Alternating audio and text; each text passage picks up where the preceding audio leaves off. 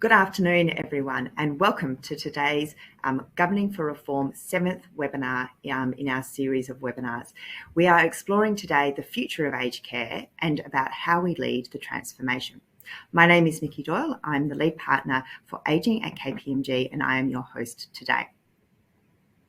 I would like to start the webinar with acknowledging the traditional owners of the lands on which each of us are meeting today. I am on the land of the Gadigal people of the Eora Nation. I would like to acknowledge and respect the traditional custodians whose ancestral lands we are meeting upon today. And I would also like to acknowledge the deep feelings of attachment and relationship that Aboriginal and Torres Strait Islanders people have to country. We also pay respects to the cultural authority of Aboriginal and Torres Strait Islander people attending from other areas of Australia. As the Australian aged care sector enters this time of reform and transformation, a vision for the future of the industry is required. The aged care reforms aim to enable a front and centre focus on older Australians and will place issues such as dignity, quality, security and humanity at the front of mind for all of us within the industry. Recently passed legislation will see a range of new reforms introduced from the 1st of December 2022, requiring increased accountability and transparency of approved providers and uplifting the quality of care and safety for older Australians receiving aged care services. Some of these measures will include a new star rating system to help consumers compare services and make informed choices on their care options, a new code of conduct for aged care outlining how providers and workers delivering care are expected to behave, extension of the Serious Incident Response Scheme to include in-home care and flexible care delivered within a home or community setting, changes that will require providers to improve their governance arrangements in relation to governing body membership and leadership and culture. Collectively, these reforms, as well as future reforms, will be implemented over the coming years, and they will undoubtedly have a significant and wide-reaching impact across the aged care sector. However, reform is only one piece of the future of aged care. It has never been more important for leaders throughout the sector to acknowledge the challenges of tomorrow and to lean into the reforms, as well as to look for genuine transformation. Today, we'll be drawing on the incredible insights and stories from our panel members, with the intention of leveraging some practical examples to explore how transformation creates opportunity, especially for sector-wide change. Leaders in all roles across the sector need to be able to adapt and evolve our behaviour, to embrace new opportunities and to innovate and support each other to thrive into the future. The discussion today will draw on the deep expertise of our panel members and will touch on the potential impact of the current and future reforms and to unpack our collective responsibility to lead the transformation in order to deliver quality outcomes for older Australians. Before we get started though, I'm conscious that while many of you joining us today have been participating in the program for some time, others may be quite new to Governing for Reform in aged care and wondering what it's all about. So if you're here for the first time, then welcome to the program. We're delighted to have you and we hope that this is the first of many, many learning activities that you'll participate in.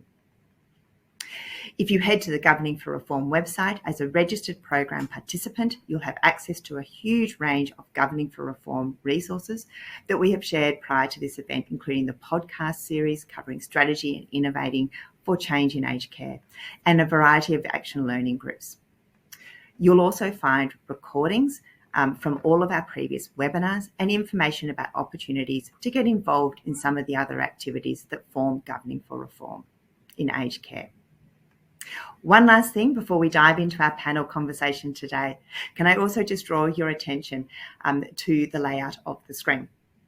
You'll notice that you can manipulate the screen in any way that you like. So if you'd like to see the presenters in full screen, you can expand the various windows to suit your preferences.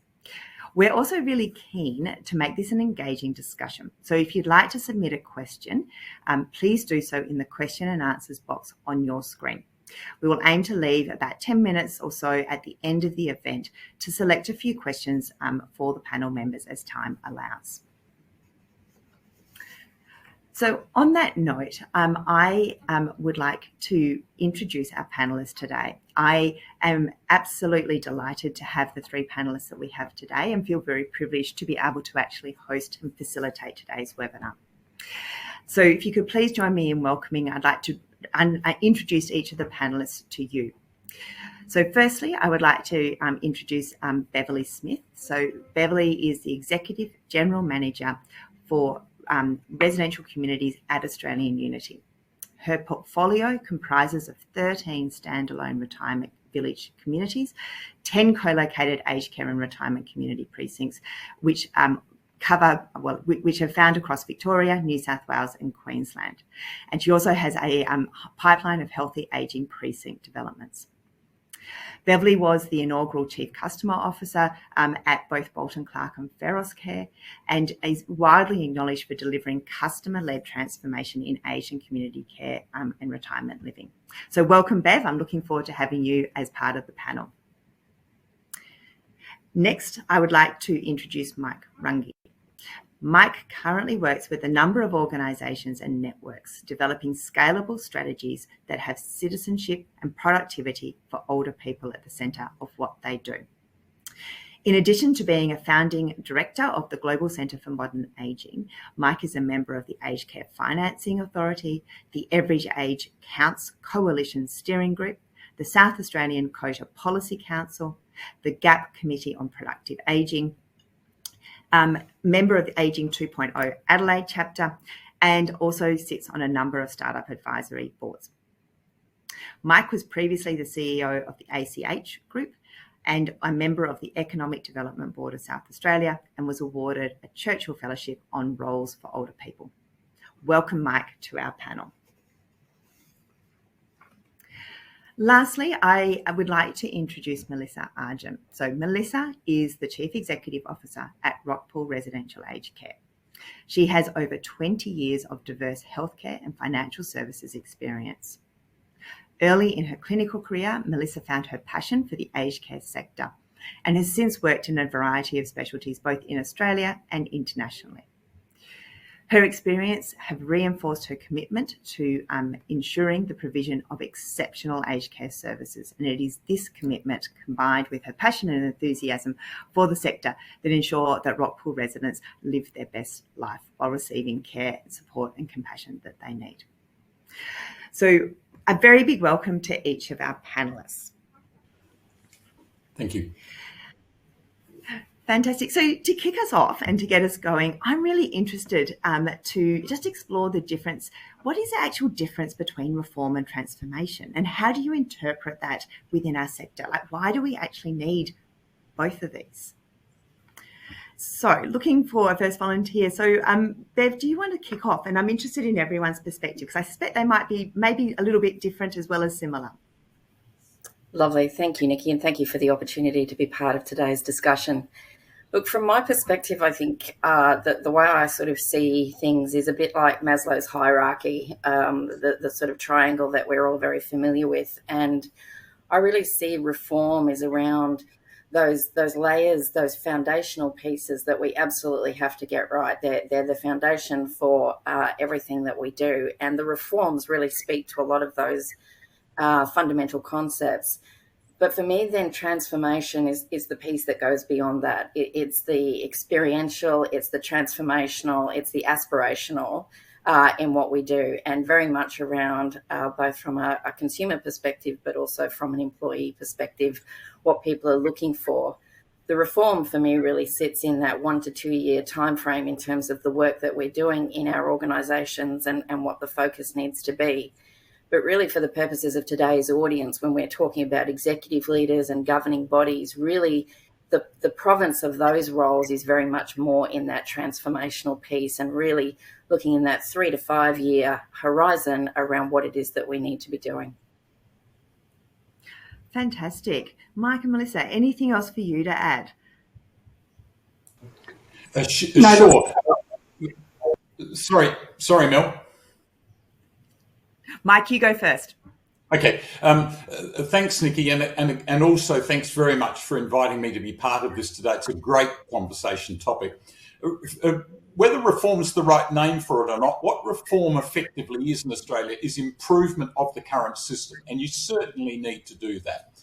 But in addition, we also need to start thinking about an entirely different system, and that's what transformation is. And the indicators for the need to transform are getting stronger, and they're particularly around the issues of pushing viability and quality to its limit. And when you start to do that, then there's a need to transform as well. The tricky bit is we need to do both, right? And we'll come back to that later in this conversation about how on earth does a board behave very differently while it tries to do these two very different things. Fantastic. On that note, Mel, I might then ask you, Mike just mentioned we need to do both. How do we start to do that, particularly when I was reading through in our introduction, that was just the tip of the iceberg in terms of the reform. So how do we work through and do both? How do you as a CEO manage that? Good morning, still in Brizzy for everyone, and good afternoon if you're down south. But what a great opening by Mike and Bev, and thank you. But regulation and reform is the basic fundamental. We need to do it. It's here. Let's stop arguing with it and embrace it for the change that is needed. And the transformation, of course, is the piece that comes on top of that. One of the biggest things, Nick, that jumps out to me as part of this is we have to, from all of us together, change the perception and change the conversation about what aged care is and can be. And part of the transformation is also starting to celebrate success. All you need to do is pick up a newspaper, and still to this day, it's really difficult to hear a good news story. So as leaders in this industry, it is up to us to start to actually say, you know what, regulation is here, but so is transformation, and here's some of the incredible work that we're doing. And just, you've struck a chord with me. I could talk about this for the next 45 minutes, but a lot of that does need to come from us and at the board level, right from the top of the organisation, but right through. And we need to make sure it is starting from the top and we're taking feedback right through, up and down, right throughout the organisation, so that we truly understand, well, where are we at and what do we need to do? But then more importantly, let's not let reform stifle innovation and transformation. And that's a really important piece. And often those ideas come from those people that are out there every day. Fantastic. I've got loads of questions now that I want to ask. So let's see how we go. I was really interested, Bev, initially in your perspectives around the same question. Obviously, with your role, some of what you have achieved in your career. How do you personally balance that, managing with reform, implementing reform, and the enormous reform agenda, but also at the same time thinking about transformation? Look, I think in my experience with it, Nikki, you've got to have a real discipline around the two aspects of it, because while there is a lot of focus on reform and what we need to be doing here and now, as you mentioned, again, the next tranche of these reforms are imminently upon us.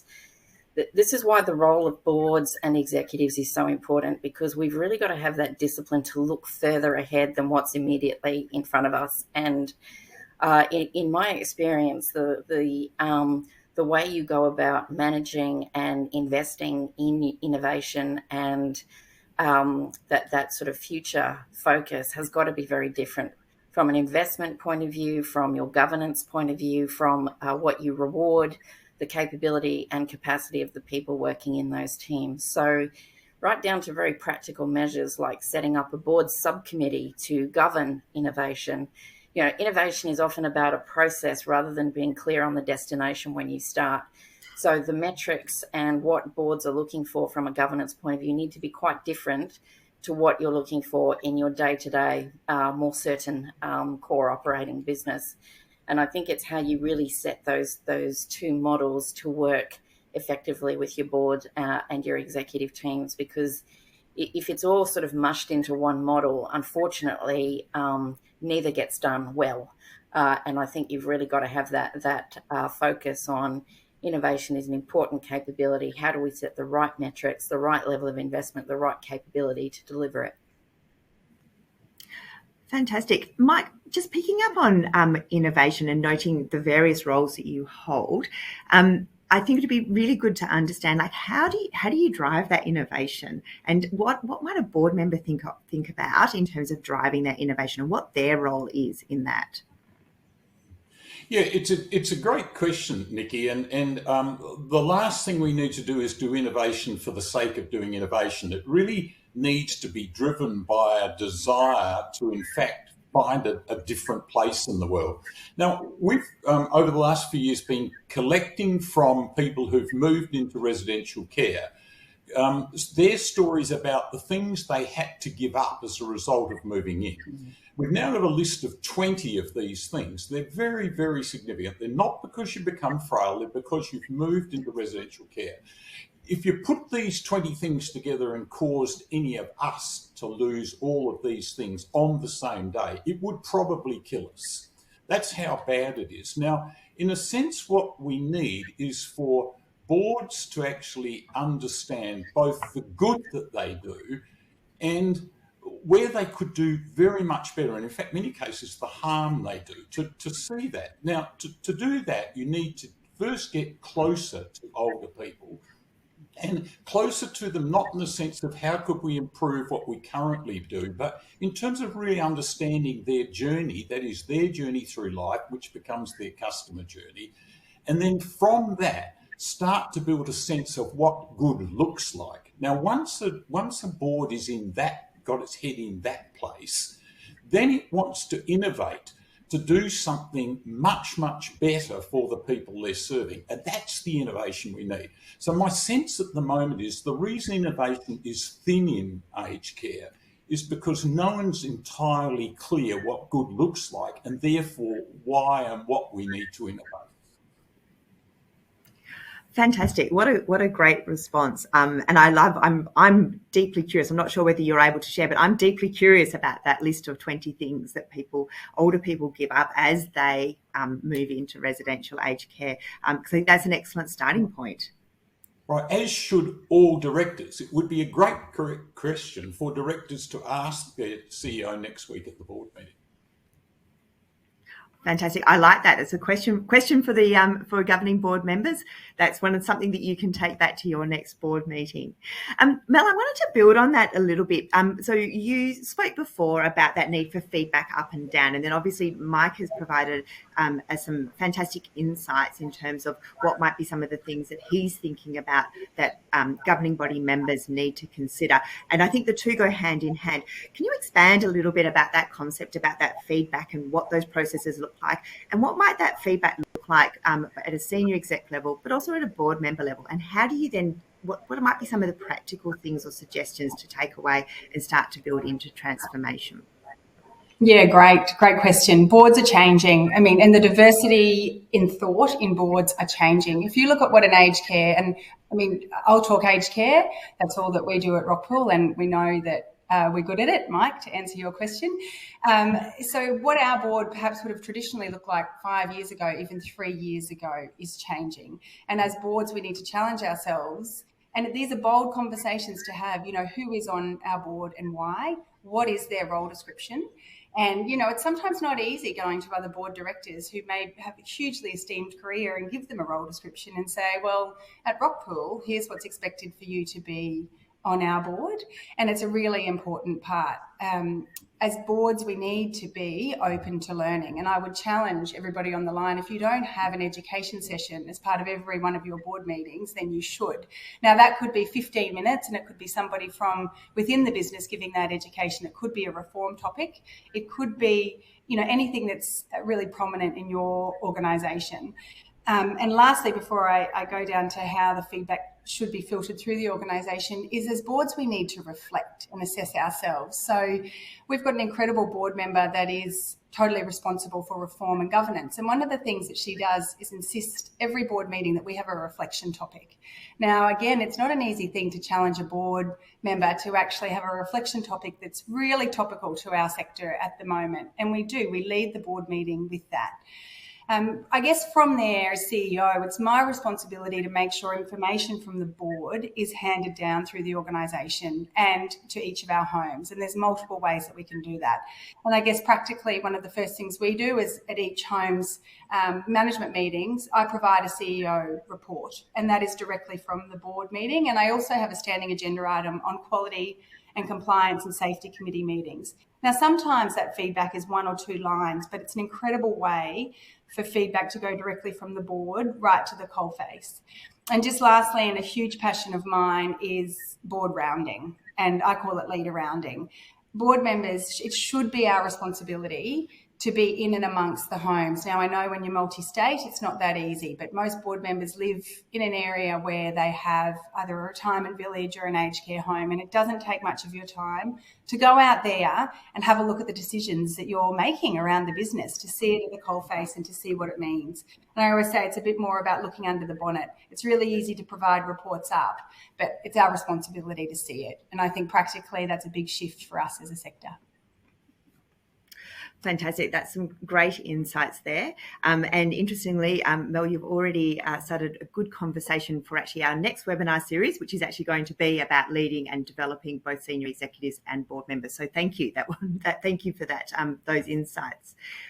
So, Bev, I'm interested in coming to you, and in terms of your experience, what might be some of the core principles about building an environment that fosters transformation? And interested about anything that might be different from that fostering transformation, both at the coalface, at a senior exec level, and then also at a board level. Look, I think, Nikki, it builds on a few of the other comments made.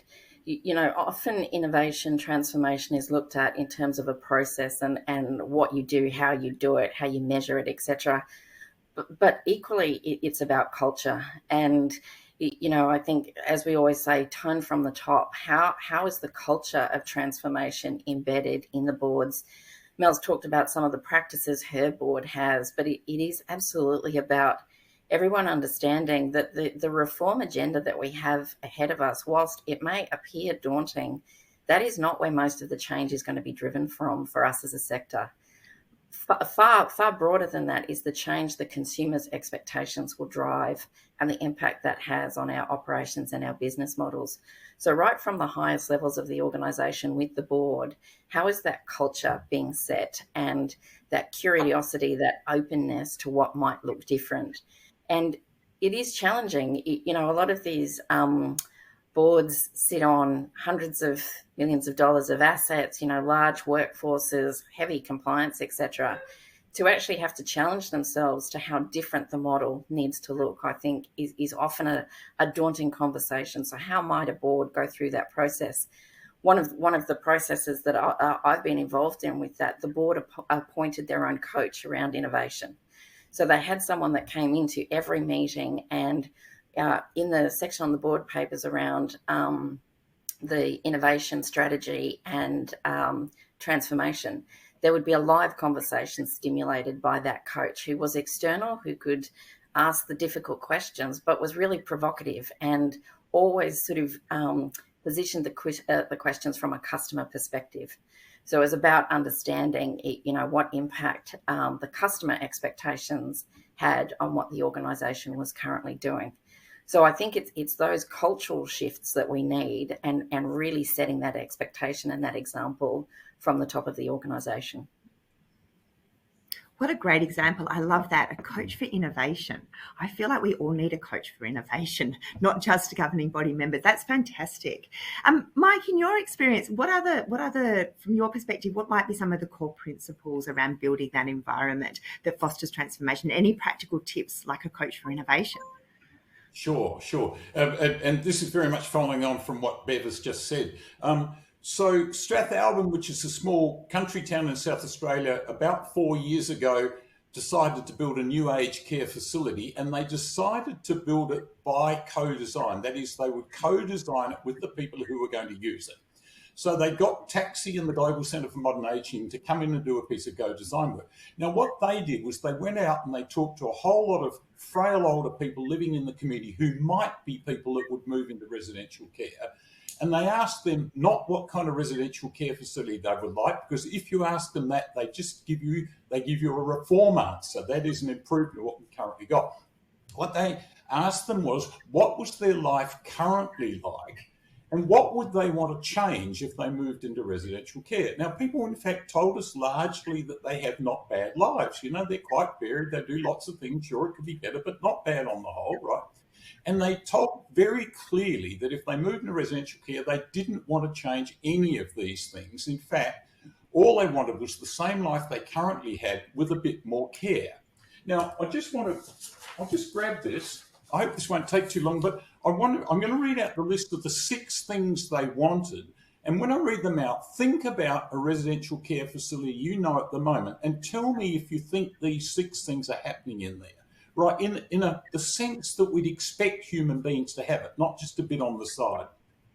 Home, not an institution, social connectedness, meaning and purpose, choice and control, being valued and being able to value others, and support with making transitions, that is significant change in your life. Now, what I'm up to here is that transformation, sector transformation is a collection of different behaviours, right? And one of them is, of course, using co-design, which gives you very different answers, right? The others are things like forming learning clusters, forming service clusters, right? That is, aged care needs to grow up and understand that you can't do everything yourself, that the bits you can't do that people need might need to come from other people who do it better than you in new kinds of ways of working together. And the problem with the current structure is we're all subcontractors to the government, so we're in competition with one another. But reform requires us to work together to create much better things. That is, aged care providers working together and others. But also things like really understanding the customer journey and eventually working to a point where we do start to work out what good looks like. Now, if you're a board, you want to introduce into the organisation a set of behaviours that look very different to the behaviours you need for good reform. And that's the challenge about, it's almost like you're running 2 different board meetings here. I almost feel like I want boards to do their reform piece of work, which they must focus on well, in one room, and then get up and go and sit in the bean bags in another room and do the transformation piece of work, because you have to think and behave differently. Fantastic. Thank you, Mark. I can see lots of nods from both Mel and Bev around that. Mel, your thoughts about having a physical room change and moving from the board table to the beanbags? Mark, and you've struck a few chords for me there, but because there is evidence of people doing it really well, and this is what I mean about talking about it, celebrating it and sharing it. One thing aged care does really well is share, and we need to do more of it. And so I don't think we're doing those things well. I know we're doing them well because they're really easy to measure, and that's a really important part of what you've just talked about. Sometimes it's great to have all these wonderful ideas and say we're doing it, but we actually don't know because there's no process around measurement. And that's a really important thing with innovation, not only for our residents and their families, but for our team. I think the partnerships piece is really valuable. And I guess I'll put my Rockpool hat on. We are a residential aged care provider, and we stick to that because we know that we're really good at it. At the moment in aged care, the sector-wide challenge is people are often lured to do everything: home care, retirement, aged care. Palliative care is a big part of what we do and we should do in residential aged care. But I think there is a big risk at the moment that people see and have so many balls in the air that not many are done well. And I guess that's from my Rockpool perspective. We know we do it well. We know we've got a board and a governance structure that reflects that, and we're not tempted to do things not well, for the longer term. And it's something in this reform we've got to think about, because, you do see people thinking it's easy to get out of this and get into that. That seems where there's opportunity. So I think it's about knowing what your organisation is doing and doing well, and then what innovation you need to keep doing that really well. And just lastly, on one of the points that you said, we have got so much data. you know, you can never say that aged care is not, we have got so much data to the point where sometimes I think it's too much. So it's about using the data we've got effectively and sharing that appropriately, and being cautious with this reform to not always have a big stick around it, and to try and look at, well, what are the issues and how can we do them better, rather than penalising people for it. Fantastic. Agree, Mel. And interestingly, one of the Governing for Reform podcasts features Professor Joanna Westbrook, and she actually talks about that exact concept about having so much data and how do you actually navigate through that, because it can be overwhelming. So we'd certainly encourage people that are tuned into the webinar today to, 25 minutes is on Spotify. It's a really interesting discussion with Professor Westbrook. Can I go back briefly, Mike, just to what you were saying about partnerships and working together, and sort of picking up a little bit in terms of, Mel made a really good point about there's lots of great things. There are lots of great things in our sector, but it's often bringing it together. And I liked and really think your point about us working together is something about where we need to go. And I think that's the only way we can actually bring true sector transformation. Are you able to expand on that a little bit? And then, Bev, I might come to you for your perspective. Yeah, sure. If you were a director and you at home, you lived in your house with your family, and half of your family were malnourished, none of them really liked all of the food all of the time, and you only spent $10 a day on each of your family members' food, what would you do? And immediately we can think of 10 or 15 things you'd do, but you just start with one and then move out from there. And what I would do is I'd probably call on Uber Eats and I'd say, just get us a couple of extra meals in here that are a bit different, that give us a bit of variety, that get people thinking differently. And from there, I would move into a variety of other things. Now, the question is, if you're a director, and you're in fact, your organisation has in fact got that challenge in terms of the way it provides meals to people. Can you ask the same kind of questions that you would do in your own household? And it is almost certainly that the answer is that you will start to work with other organisations and companies that do food better than you, right? Because you can't be good at everything. Right? And aged care in the end really isn't a catering service. It might provide good basic food, but all of the other stuff. My mum was in an aged care facility for a short time.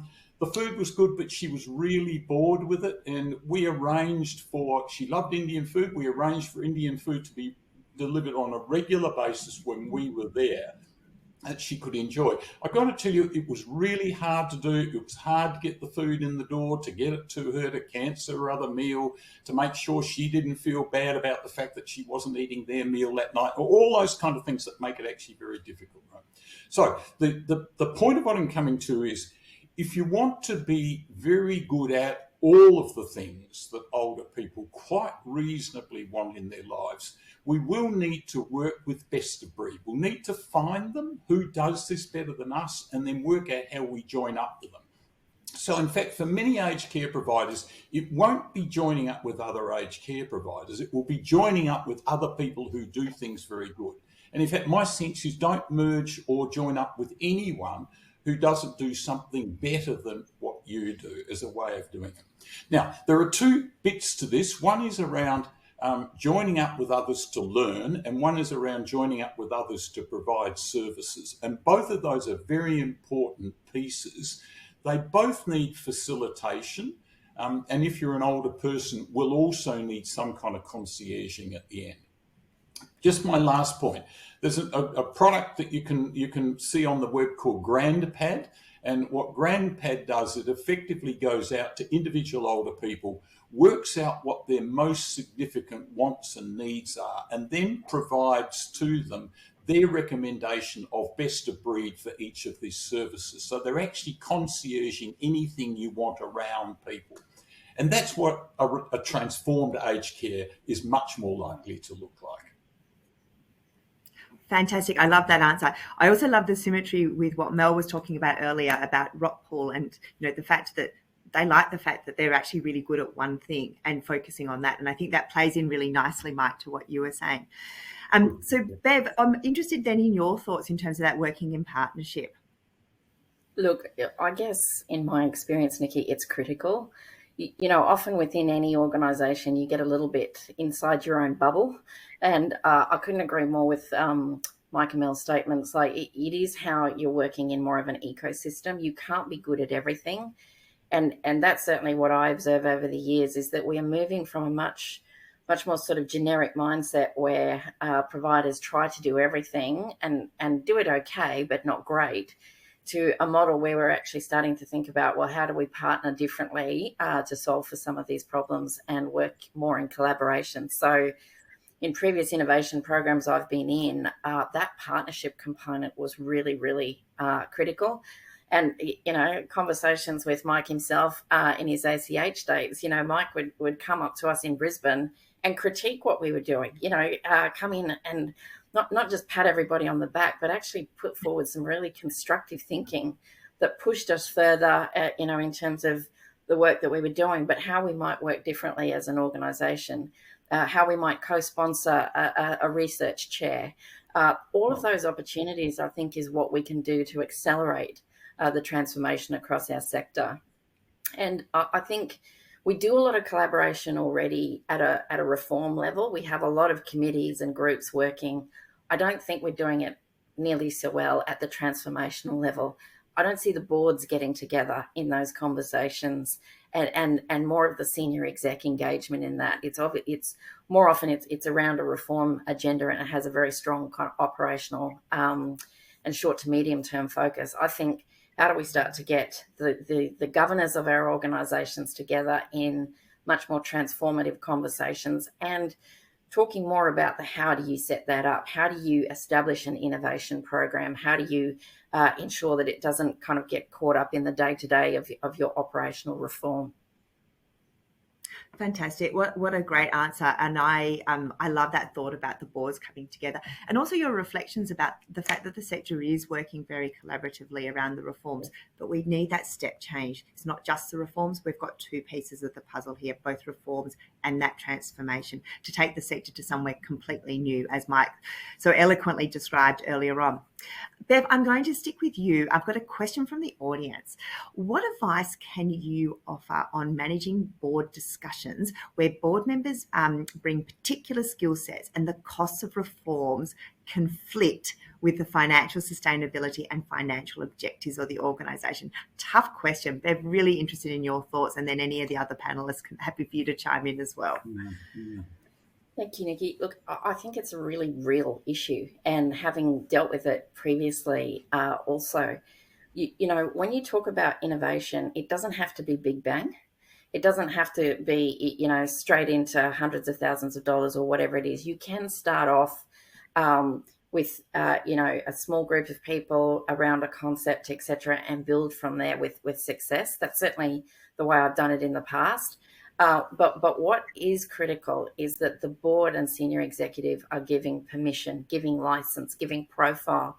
So again, it comes back to that culture and behaviour piece. Now, that's why I think we need to do better at getting the boards talking to one another, because if you do have a board that is 100% focused on the reform agenda and thinks that is all that there is to be done, it is often sort of peer-to-peer that those thoughts might shift. And the boards can start having more constructive conversations, not only about how to do the innovation, but the critical piece is how to govern innovation and how to make sure that you're setting the organisation on that different pathway around transformation of the operating model and setting the organisation up for success in that longer term 3 to 5 year horizon. Fantastic. I love that. How to govern that transformation. I think that's a really key term. Mike, Mel, anything else that you want to add to Bev's response? It is tricky because, in a sense, transformed aged care is likely to put a lot of the current aged care out of business. Now, not tomorrow, but over the long term. So it is tricky. I mean, you're running one business, trying to set up another that might put the first one out of business, right? But if that's the reality, you want to be at the leading edge of that, not the one at the end of it, right? Because they're the ones that will do worse, right? But hence it comes back to my really earlier comments about boards almost feeling like they're going to have two board meetings, so that we have to do both of these things very well, right? We've got to run our current businesses very well, and we've got to run our new businesses very well. One of my favourite questions to boards and to CEOs is, if you could only do one or two things to improve your current business, what would they be? Now, the point of this question is, I suspect we're trying to do way too many things on way too many fronts in terms of improvement, some of which are valuable and some of which aren't, and we're not making a decent enough examination about which are the most effective. What I find is that most boards and CEOs can't answer that question. So my sense would be, if you're a director, that's a question I would be asking at the next board meeting. You could only do one or two things. What would be the most significant things you could do that would give a good improvement to your current business? And then you might ask, so why are we doing a whole lot of other things that have not much impact at all? Fantastic. So in some ways, it's not about actually broadening, it's actually about focusing a little bit. Which is the point Mel keeps telling us all the time, is to focus down on the things you do best that give you the biggest impact. Right? And we are a bit lost in aged care reform at the moment. There is so much stuff going on. Now, the subcontractor is going to tell us what the contractor is going to tell us what to do. A lot of times we've got no choice. That's the government. But there is a lot of stuff about which we do have some choice.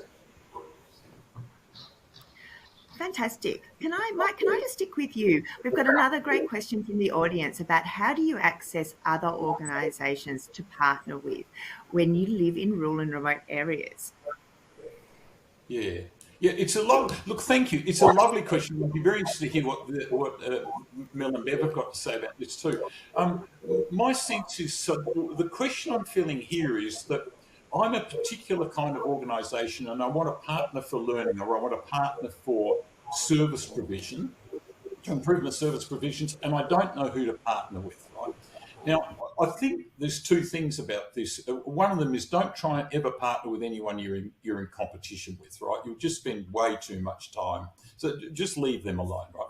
But the next thing is, so you're looking for someone who's going to really add to what you've got. Now, there's two ways you can do this. One is you can go out and spend your life searching for someone, which might just take you too long, or you might just pay someone to find people who meet your criteria. And I do the latter.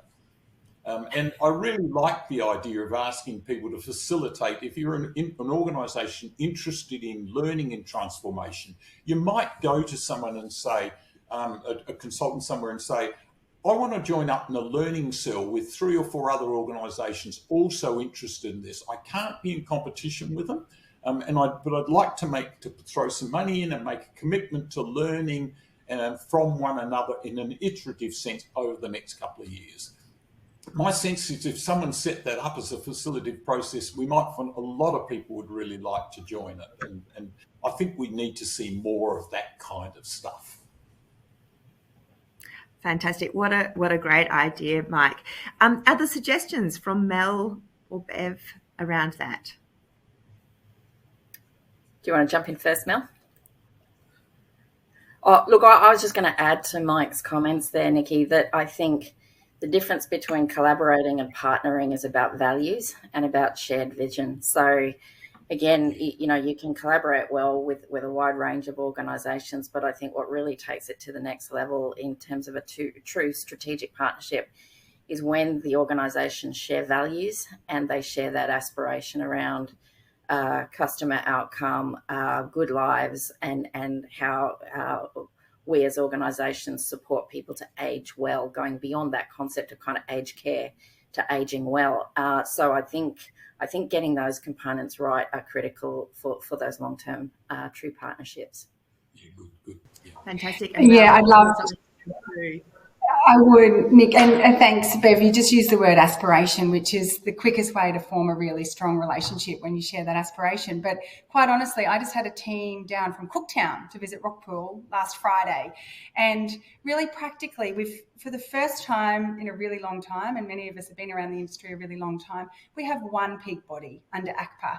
We've just had our first national conference around that. But I say that because the connections that have come, not only for me personally through Rockpool, but how I've had people follow up and say, as at Rockpool, we're developers as well as hold the operations. The amount of people that have actually just reached out and said, can I come and can you please show me? And we, of course, say welcome. And it has been the commencement of some really strong partnerships, because at the same time, I can tell you when the team came down from Cooktown, my God, I learned a lot from them, particularly around our Indigenous residents and Indigenous wellbeing and what they're doing and what we could do better.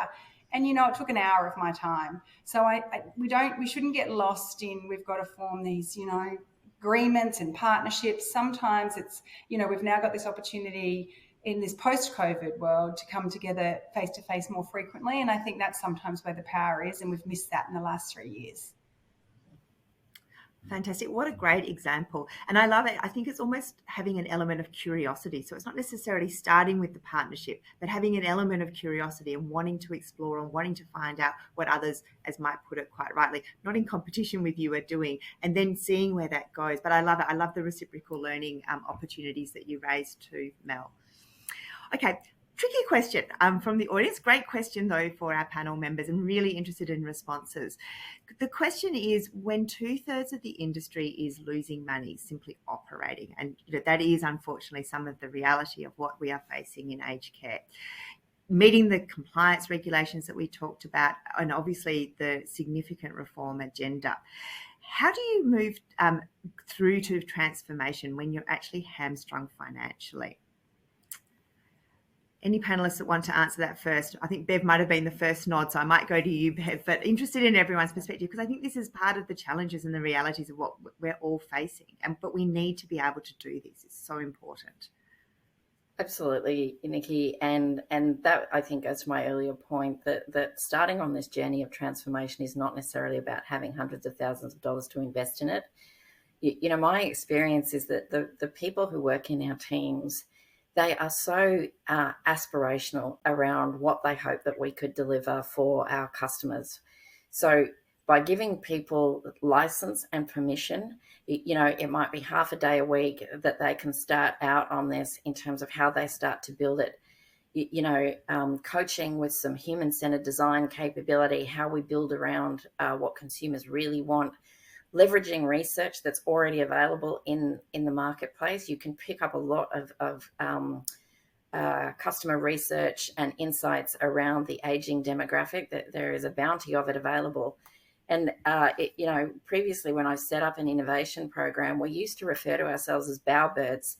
We used to go out and collect bits of information and bring it together. And that was how we kind of kicked things off and started to build momentum. And then over time, with more of that momentum, then we were able to put a business case and attract some funding from the board and take it from there. But I think we should never underestimate our people's capacity and desire to go on this transformation journey, because all of our teams want better. That's what they come to work in this sector for. So to give them that agency and authority to start on that journey, as I say, might even only be half a day a week that people sort of kick it off. I think we've got a huge amount of untapped potential in our teams already. And the reform agenda, COVID, it's really fatigued our people. But there is nothing that lights our people up more than being able to work on something that feels transformational customer experience. So I think there's a great opportunity even within our own existing capacity. Fantastic, Bev. I like that concept about just giving people even a small amount of time and seeing where you can go. Mel, I'll come to you next. Your thoughts around this really tricky question. Yeah, it is. And perhaps I'll take a somewhat bold approach, but as an industry, we have to start to think more commercially, and we have to change the conversation that it's okay to make money.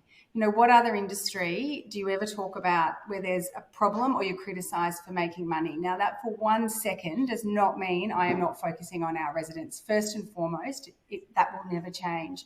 But what happens when you do start to make money is you can invest more into the business.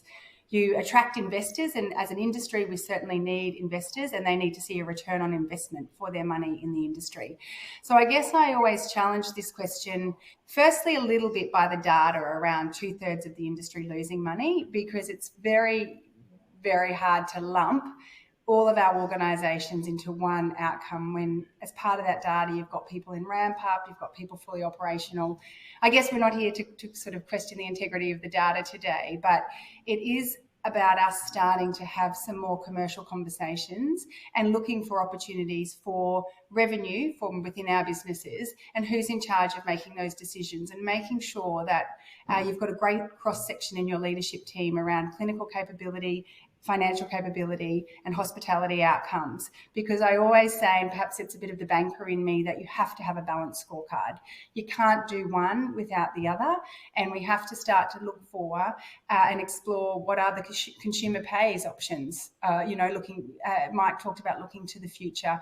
What are businesses doing in the additional services space? We know we provide it. There is often a reluctance to charge for it. Then why? And trying to understand what it means for each individual business. And then there is the element where we need to understand, and it's a very bold conversation, but there are some organisations that it is within their mission or their organisational strategy to not make money. They are happy to break even within that aged care part of their business. So I think we've just got to talk cautiously about the industry constantly losing money and address it more on a provider level. But as providers, we've got to be responsible for driving those opportunities for revenue, and then what we, of course, put back into the business. So I'm sure that's going to generate a little bit of controversy. No, thanks for those insights, Mel. Mike, because this is a very vexed question, I'm really interested to get a response from each of you. What's your thoughts around how do we deal with that challenge about transformation with financial constraints? Yeah. It comes back to really our earlier conversation about the challenge of boards needing to be both running their current businesses very well and thinking about how they are transforming into another kind of business and doing the two things at the same time. I do think that is very hard to do, right? We know from other sectors that sector transformation is expensive.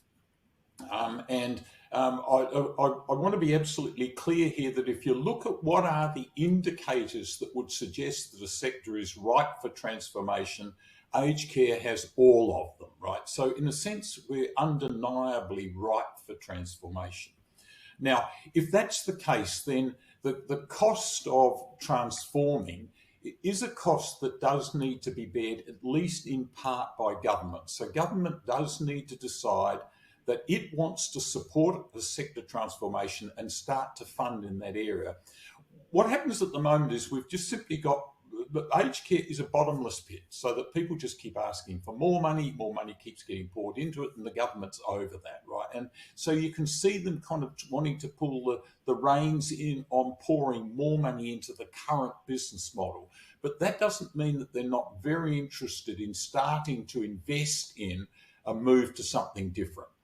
So if we've got government starting to think like that, it's critical that the sector and the sector leadership starts to talk and behave like that. That is, talking to government about supporting a sector that wants to make a transformation to a very different business model, not a sector that simply wants more money to put into the current business model, which you can see the government becoming suspicious about. Now, I have to say, I watch the sector and the peak bodies and the conversations that go on, and it's almost entirely government, give us more money to spend on the current business model, right? And we've just got to cut that out and make the shift over here. So if we're truly leaders in this space and we do genuinely want to lead to a transformed sector, we are going to have to start behaving like that and talking like that and actually believing it. Now, if I could only do one thing to transform the way board directors think about this whole issue, I would simply make it mandatory for directors to spend some time living in an aged care facility. Absolutely. If you don't want to do it, then don't join the board, right? And more than maybe just a day, maybe a few days. Honestly, you can work it out in a few days. And I guarantee you that if you live in an aged care facility for a few days, you will never be the same, and you will want something different at a whole variety of levels. And that doesn't mean that you won't be highly admirable of the efforts that people make, but you will also really want it to be different. Fantastic. Thank you, Mike. I think that's a really nice way to finish off. Having heard your one thing that you want people to take away, I'm actually keen, Bev and Mel, to hear what's your one thing that you want people to take away, particularly for governing board body members and also senior execs. Mel, what's your one thing? And then Bev, over to you. Oh God, Nick, I can't have one thing. That's too hard. I'm not as good as Mike at just choosing one thing. But Mike, I think what I was trying to say that you expanded on was it's time to think commercially. I couldn't agree with you more. We have to reshape and rethink about how we run these businesses. And that is not meaning that we are not talking about resident care, but we have to do it more effectively and efficiently. And look, the last thing, I keep saying it, but we have to, it's up to us to change the conversation and the perception, and we need to do far more of it. It's, we've made a tiny little inroad, but by gosh, we've got a long way to go. Fantastic. Thank you, Mel. Bev, your last words. What's the one thing or two things? Look, Nikki, for me, I think the biggest risk is that our boards and senior executives think that the reform agenda is sufficient and that they get distracted with delivering that. I think that the much bigger opportunity for all of us is in the transformation agenda around customer, around truly understanding what good ageing looks like, what ageing well can be, and how we absolutely manage that duality between running today's businesses as we're building a model that people see as desirable and reinforcing of their broader life aspirations. So that is the one thing that we've got to keep as our North Star, is how we are designing this transformational model around the customer.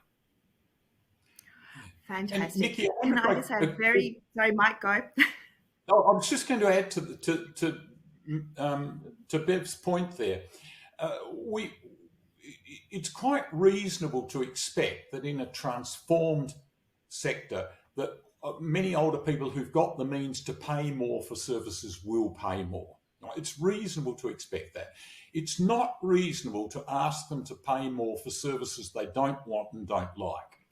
So it is going to be critical that if we want to move into something that's whether it's more commercial or you simply have to pay more, that we do provide services and products to people that delight them, right? And even if you're old and frail, you can still be delighted, right?